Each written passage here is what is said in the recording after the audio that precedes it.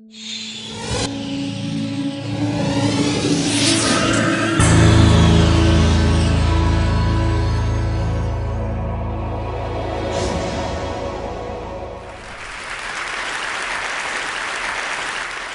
few years ago, I felt like I was stuck in a rut.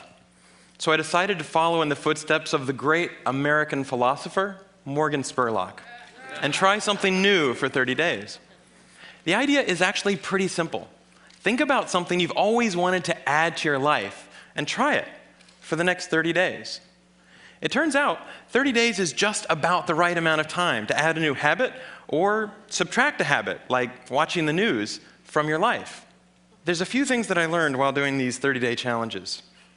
The first was, instead of the months flying by forgotten, the time was much more memorable.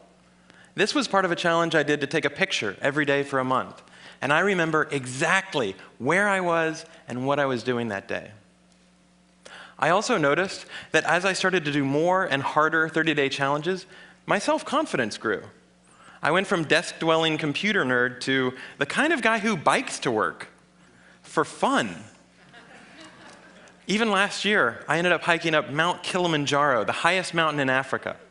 I would never have been that adventurous before I started my 30-day challenges.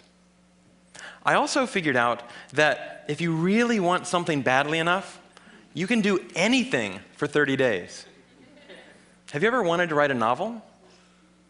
Every November, tens of thousands of people try to write their own 50,000-word novel from scratch in 30 days.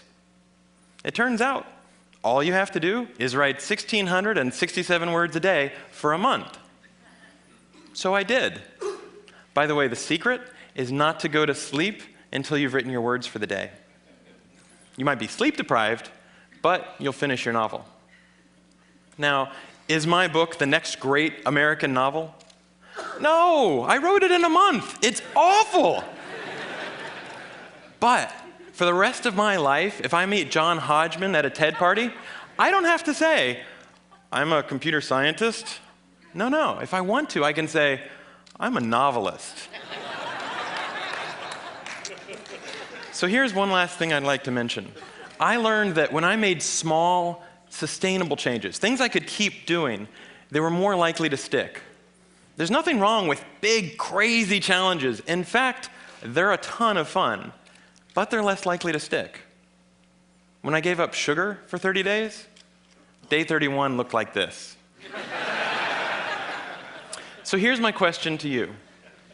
What are you waiting for?